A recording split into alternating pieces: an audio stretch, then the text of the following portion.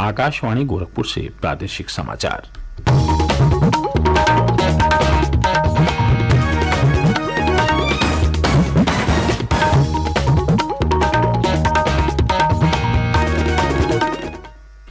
नमस्कार, समाचार बुलेटिन के साथ मैं वेद प्रकाश पाठक। पहले मुख्य समाचार। राज्यपाल आनंदीबेन पटेल ने अपने पीलीभीत दौरे के अंतिम दिन महिला किसानों से किया संवाद, जैविक खेती अपनाने पर दिया जोर। मुख्यमंत्री योगी आदित्यनाथ ने गाजियाबाद में 878 करोड़ रुपए लागत की 755 विकास परियोजनाओं का किया लोकार्पण और शिलान्यास। कहा, उत्तर प्रदेश देश की दूसरी सबसे बड़ी अर्थव्यवस्था बनने की ओर अग्रसर। प्रदेश की सभी स्वास्थ्य इकाइयों पर हर महीने की 15 तारीख को मनाया जाएगा निक्षय दिवस। और काशी तमिल संगमम में तमिलनाडु से आए हस्तशिल्पियों ने काशी के दस्तकारों से किया संवाद। हस्तशिल्पियों के दल ने वाराणसी में कई प्रमुख स्थानों का किया भ्रमण। अब समाचार विस्तार से। राज्यपाल आनंदीबेन पटेल ने कल पीलीभीत के 3 दिवसीय दौरे के आखिरी दिन कई कार्यक्रमों में भाग लिया। श्रीमती पटेल विनोबा सेवा आश्रम द्वारा आयोजित आशीर्वाद कार्यक्रम में भी शामिल हुईं। इस दौरान उन्होंने महिला किसानों के साथ संवाद किया। श्रीमती पटेल ने महिला किसानों से जैविक खेती अपनाने पर बल दिया। और ब्यौरा हमारे प्रतिनिधि से। राज्यपाल मटैया लालपुर में विनोबा सेवा आश्रम द्वारा संचालित महिला सब्जी उत्पादकों के आशीर्वाद कार्यक्रम में शामिल हुई। उन्होंने महिला किसानों का हालचाल लिया और यहां लगाई गई प्रदर्शनी देखी। राज्यपाल ने महिला किसानों को जैविक खेती के लिए प्रोत्साहित करते हुए कहा, खाद नहीं डालनी है, फर्टिलाइजर का उपयोग मत करो, घर में बनाइए, खेत में बनाइए। गाय का जो गोबर है, यूरिन है और जो अनाज उगता है, इसका वेस्टेज है, इस सबको मिलाकर आप ऑर्गेनिक खाद बनाइए, ऑर्गेनिक खाद में से उत्पाद करिए। राज्यपाल ने चूका पिकनिक स्पॉट में जिले के अधिकारियों के साथ समीक्षा बैठक करके विकास योजनाओं की प्रगति जानी। राज्यपाल ने चूका पिकनिक स्पॉट की विजिटर बुक में लिखा कि यहाँ रुकना यादगार अनुभव रहा। उन्होंने चूका को वन, जल व प्राकृतिक हवा का अद्भुत संगम बताया। राज्यपाल ने प्रकृति को संभालने व बचाने में जुटे सभी लोगों को लिखित शुभकामनाएं भी दी। राज्यपाल जंगल भ्रमण पर नहीं गयी, परंतु उनके पारिवारिक सदस्यों को 2 बार बाघ के दीदार हुए। मंडल से लेकर जनपद व टाइगर रिजर्व के अधिकारी लगातार 3 दिन अपने खास मेहमान की आवभगत में जुटे रहे। सतीश मिश्र, आकाशवाणी समाचार, पीलीभीत। मुख्यमंत्री योगी आदित्यनाथ ने कहा है कि राज्य सरकार की आर्थिक और विकासोन्मुखी नीतियों से उत्तर प्रदेश देश की दूसरी सबसे बड़ी अर्थव्यवस्था बनने की ओर अग्रसर है। श्री योगी ने एक दिन पूर्व गाजियाबाद जिले में प्रबुद्ध जन सम्मेलन को संबोधित करते हुए यह बात कही। उन्होंने कहा कि राज्य सरकार ने निवेश के दृष्टिगत 25 सेक्टरों के लिए नीतियां बनाई हैं। उन्होंने गाजियाबाद सहित पश्चिमी उत्तर प्रदेश के निवेशकों से अपील करते हुए कहा कि वह प्रदेश में निवेश करें। राज्य सरकार उन्हें सुरक्षा का माहौल प्रदान करेगी और सभी जरूरी सुविधाएं भी देंगी। मुख्यमंत्री ने कहा कि गाजियाबाद जिले में विकास की अपार संभावनाएं हैं। इन्हें मूर्त रूप देकर ऊंचाइयों तक पहुंचाने के लिए सभी जरूरी कदम उठाए जाएंगे। श्री योगी ने कहा कि गाजियाबाद बेहतरीन कनेक्टिविटी से जुड़ा हुआ है। देश का पहला 12 लेन एक्सप्रेसवे गाजियाबाद से गुजरता है और अगले साल देश की पहली रैपिड रेल भी इसी जिले से होकर गुजरेगी। मुख्यमंत्री ने कहा कि सुरक्षा के माहौल के साथ आस्था के सम्मान का बेहतर समन्वय भी पश्चिमी उत्तर प्रदेश की कांवड़ यात्रा में देखने को मिलता है। उन्होंने उद्योगपतियों, व्यापारियों, डॉक्टरों, वकीलों, शिक्षकों और युवाओं से राज्य सरकार की नीतियों का फायदा हासिल कर प्रदेश के विकास में अपना योगदान देने का आह्वान किया। इससे पहले मुख्यमंत्री ने 878 करोड़ रुपए लागत की 755 विकास परियोजनाओं का लोकार्पण और शिलान्यास किया। कार्यक्रम में केंद्रीय सड़क परिवहन राज्य मंत्री जनरल वीके सिंह भी मौजूद थे। इस अवसर पर मुख्यमंत्री ने कांवड़ यात्रा पर काफी टेबल बुक का विमोचन भी किया।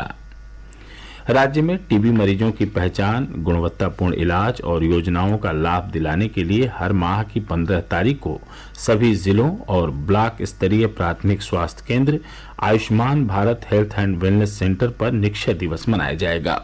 राष्ट्रीय स्वास्थ्य मिशन उत्तर प्रदेश की निदेशक अपर्णा उपाध्याय ने इस बारे में सभी जिलाधिकारियों और मुख्य चिकित्सा अधिकारियों को पत्र जारी किया है। राज्य में टीबी उन्मूलन कार्यक्रम के तहत 5.5 लाख अधिसूचना का लक्ष्य तय किया गया है। इस लक्ष्य को पूरा करने के लिए राज्य की सभी स्वास्थ्य इकाइयों पर सामूहिक प्रयास किए जाएंगे। निक्षय दिवस से पहले आशा बहुएं घर घर जाकर टीबी और निक्षय दिवस के बारे में लोगों को बताएंगी। आशा बहुएं संभावित टीबी मरीजों की सूची तैयार कर उन्हें हेल्थ एंड वेलनेस सेंटर तक लाने का प्रयास करेंगी। यह कार्यक्रम देश को 2025 तक टीबी मुक्त बनाने के संकल्प का हिस्सा है। प्रादेशिक समाचार आप आकाशवाणी गोरखपुर से सुन रहे हैं। यह समाचार बुलेटिन हमारे YouTube channel AIR news Gorakhpur और ट्विटर हैंडल AIR न्यूज_GKP पर भी उपलब्ध है। वाराणसी में जारी काशी तमिल संगमम में कल तमिलनाडु से आए हस्तशिल्पियों के जत्थे के साथ स्थानीय दस्तकारों ने संवाद किया और एक दूसरे की कला और संस्कृति के बारे में जानकारी हासिल की। इस अवसर पर दोनों राज्यों के शिल्पकारों द्वारा अपनी अपनी कला का प्रदर्शन भी किया गया। इस मौके पर हस्तशिल्प के महत्व का उल्लेख करते हुए तमिलनाडु से आए नित्यानंद उपराज शिल्पी ने कहा कि यह संगमम उत्तर और दक्षिण भारत की संस्कृति को समझने का एक प्रभावी मंच साबित होगा। उन्होंने कहा कि देश के 2 महत्वपूर्ण सांस्कृतिक केंद्रों की संस्कृति और हस्तशिल्प सहित भाषा ज्ञान को समझने के लिए इस तरह के आयोजन लगातार होने चाहिए। उन्होंने कहा कि इससे दोनों क्षेत्रों के लोगों को आपस में मिलने जुलने और संवाद का बेहतरीन अवसर भी मिलेगा। तमिलनाडु से आए इस दल ने शहर के विभिन्न स्थानों का दौरा किया और गंगा में डुबकी भी लगाई। काशी तमिल संगमम के तहत होने वाले विभिन्न कार्यक्रमों के क्रम में कल काशी हिंदू विश्वविद्यालय के MP थिएटर ग्राउंड में इंदिरा गांधी राष्ट्रीय कला केंद्र ने काशी और तमिलनाडु के 90 प्राचीन मंदिरों और देवी देवताओं की मूर्तियों पर आधारित प्रदर्शनी लगाई। प्रदर्शनी में जहां तमिलनाडु के मंदिरों की भव्यता और निर्माण कला से लोग आकर्षित हो रहे हैं, वहीं काशी की दुर्लभ देव मूर्तियां लोगों को अपनी तरफ खींच रही हैं। प्रदर्शनी में दक्षिण भारत के जिन मंदिरों की आकृतियां लगाई गई हैं, वह मूल रूप से द्रविड़ परंपरा के हैं, जिन्हें द्रविड़ शैली कहा जाता है, जबकि उत्तर भारत के मंदिर निर्माण कला नागर शैली में हैं। काशी तमिल संगमम में शामिल होने आए तमिल अतिथि वाराणसी में मिल रहे आतिथ्य से खासा उत्साहित हैं। काशी तमिल संगमम केंद्रीय शिक्षा मंत्रालय की ओर से आयोजित किया जा रहा है। इसका उद्देश्य देश के 2 प्राचीन सांस्कृतिक केंद्रों और काशी तमिलनाडु के बीच आपसी रिश्तों और समझ को अधिक मजबूत करना है। यह आयोजन एक भारत श्रेष्ठ भारत की अवधारणा के अनुरूप है। मैनपुरी संसदीय क्षेत्र के उपचुनाव के लिए प्रचार अभियान धीरे धीरे तेजी पकड़ रहा है। अपने अपने प्रत्याशियों के पक्ष में भाजपा और सपा के नेता व्यापक प्रचार अभियान में लगे हुए हैं। कल सपा प्रत्याशी डिम्पल यादव ने संसदीय क्षेत्र के करहल में जगह जगह नुक्कड़ सभाओं को संबोधित कर लोगों से वोट की अपील की।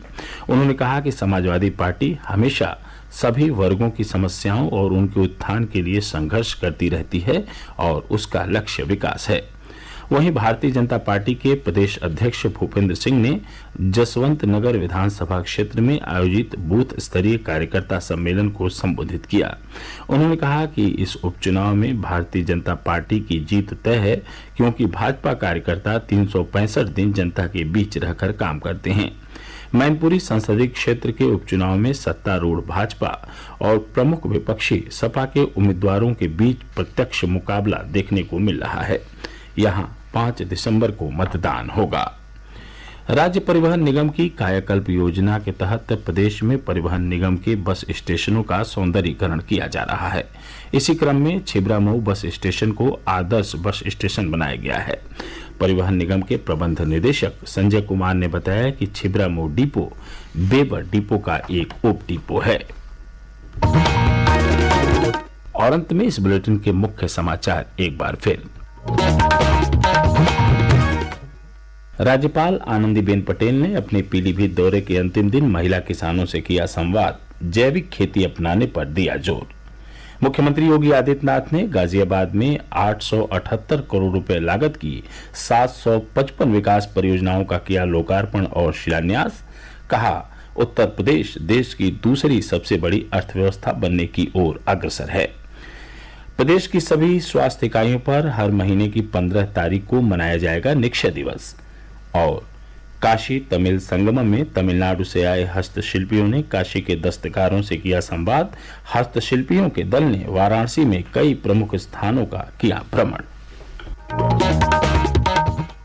इसके साथ ही प्रादेशिक समाचारों का बुलेटिन समाप्त हुआ। नमस्कार।